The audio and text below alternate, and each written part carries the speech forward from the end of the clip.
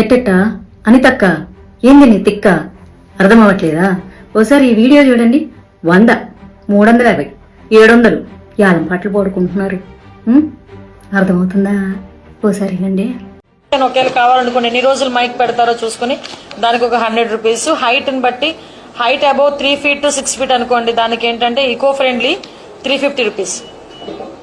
అలాంటివి మనకి height above 6 feet అయితే 700 రూపీస్. ఇప్పుడు నేను మాట్లాడబోయే టాపిక్ అయితే చాలా మందికి కోపం తెప్పిస్తుంది. ఎస్పెషల్ ఏంటంటే పొలిటికల్ పార్టీ వాళ్ళకి కోపం తెప్పిస్తుంది అనమాట. అందులోనూ ఆంధ్రప్రదేశ్లో ఉన్నటువంటి పొలిటికల్ పార్టీ ఇప్పుడు మన హోమ్ మినిస్టర్ గారు అనిత గారు మాట్లాడారనమాట. వెరీ అన్ఫార్చునేట్ ఏంటంటే ఈ అలయన్స్ ప్రభుత్వంలో మా పార్టీ కూడా ఉంది, బీజేపీ. అయినా సరే నేను తప్పు అని ఖండించి తీరతాను. ఎందుకంటే నాకు పార్టీ కంటే ముందు దేశం, ధర్మం, అందులోనూ నా హిందూ ధర్మం నాకు తెలియగలుగుతాను. ప్రతి వాళ్ళకి హిందూ పండుగల మీద పడి ఏడవడమే తప్ప ఇంకా వేరే పని లేదా?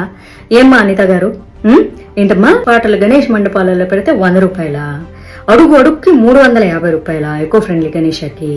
ఓ పని చేయండి. మామూలుగా మనకి చాలా మంది చనిపోతూ ఉంటారు రోజుకి, వాళ్ళ మీద అంతో కొంత చిల్లర చల్లుతూ ఉంటారు.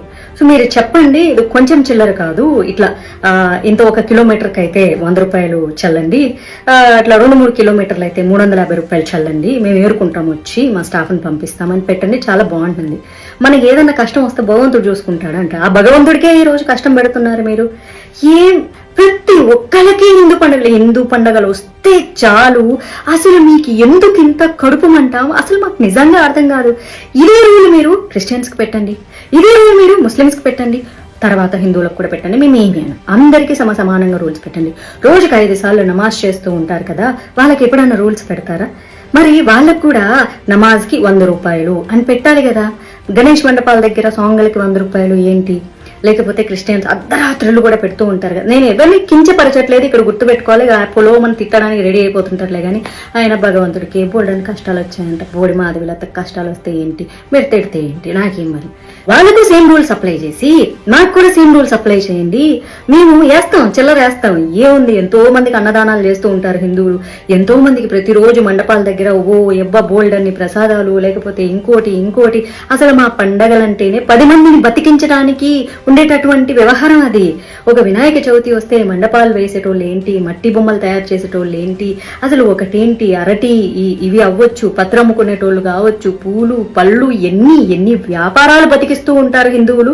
అట్లాంటిది మీ మొహన చిల్లరేయడానికి మాకేముంది? మేము దాని బిచ్చం వేస్తాం. మేము కావాలంటే మండపాల దగ్గర మీరు వచ్చి అడుక్కుంటున్నారు. యాక్చువల్లీ చెప్పాలంటే టు బి ఆనెస్ట్లీ 100 రూపాయలు 350 రూపాయలు అని చెప్పి అడుక్కి 350 రూపాయలు మీరు బిచ్చం అడుగుతున్నారు. మేము బిచ్చం వేస్తాము. ఏముంది, మా విగ్రహాల దగ్గర మీరు బిచ్చం ఎత్తుకుంటుంటే వేయడానికి మాకు ఏమన్నా ప్రాబ్లమా? నేను ఇప్పుడు ఇలా మాట్లాడాను అనుకో, ఇప్పుడు ఎన్వైరన్మెంట్ మీద ప్రేమ పుట్టుకొచ్చేస్తుంది చాలా మందికి. ప్రకృతి ప్రేమికులు అంటూ మాట్లాడతారు. మీరు మట్టి బొమ్మలు, ఆకులు అవన్నీ తీసుకెళ్లి వాటర్లో వేస్తారు. మరి వాటన్నింటినీ చెరువుల్లోంచి, కాలువల్లోంచి, వీటిలోంచి బయటికి తీయాలి. వాటికి ఎంత శ్రమ అవుతుందో తెలుసా, ఎంత పాడైపోతుందో తెలుసా, ఎన్వైరన్మెంట్ ఎంత నాశనం అయిపోతుంది. అట్లీస్ట్ ఇలాంటి రూల్స్ అన్న పెడితే సో అప్పుడైనా కేర్ఫుల్గా ఉండేసేసి తక్కువగా వాడతారు. పెద్ద విగ్రహాలు చేయడం మానేస్తారు. అలా అని చెప్పేసి విగ్రహాలు చేసే వాళ్ళ కడుపుల మీద కొట్టడానికి ఎన్వైరన్మెంట్ పేరుతో మేము చాలా సిద్ధంగా ఉంటాము. ఈ సమయంలోనే మట్టి బొమ్మలు అమ్ముకునే వాళ్ళ జీవితాలు సంకరాకిచ్చి సర్వనాశనం చేయడానికి ఎన్వైరన్మెంట్, వాటి సేఫ్టీ, ప్రకృతి ఆరాధకులు, ప్రేమికులు అనే వాళ్ళం మేము అసలు ఎప్పుడు రెడీగా ఉంటాము. ఎందుకంటే రేప్ చేసిన అమ్మాయి ఎట్ట చచ్చిపోయినా పర్వాలేదు, కానీ రేపిస్ట్ గాడికి ఉరి శిక్ష, ఇంకో శిక్ష వేస్తే మానవ హక్కులు అని చెప్పి ముందుకు వస్తారు చూడు. అట్లాంటి ప్రకృతి ప్రేమికులు ఇప్పుడు ముందుకు వచ్చేస్తారనమాట. అంతే మీరు ఏదంటే అది కరెక్ట్. దానగుణం చేయడంలో హిందూ దేవాలయాలు కానీ, హిందూ పండుగలు కానీ ఫస్ట్ నంబర్ 1 ఉంటారు. చిన్న పిల్లలు కూడా వాళ్ళ కిడ్డీ బ్యాంకుల్లో పెట్టుకుంటారు, పిగ్గీ బ్యాంక్స్. అవి కూడా పాలగొట్టి తీసుకొచ్చి కావాలంటే ఇస్తారు. మీ మొహాన పడేస్తారు డబ్బులు. అదే ఉంది. కాకపోతే అందరికీ సేమ్ రూల్ అప్లై చేయండి. మీరు ఇలాగ ఇన్నిసార్లు మైకులు పెడితే, లేకపోతే పొగులు, మధ్యాహ్నము, సాయంత్రం, అర్ధరాత్రి పెడితే ఇగో ఇంత డబ్బులు కట్టండి అని రూల్స్ పెట్టండి. అందరికి రూల్స్ పెడితే మేము కూడా ఒప్పుకుంటాము. మీరు అడుక్కుంటామంటే చెప్తున్నా కదా, అయ్యయ్యో మా ఇంట్లో పనిచేసేటోళ్ళు, మా దగ్గర వాచ్మెన్లు, లేకపోతే చిన్న పిల్లలు అందరూ తీసుకొచ్చి మీ మొహాన్ డబ్బులు పడేస్తారు. ఇప్పుడు కాలుతుంది కదా మీకు.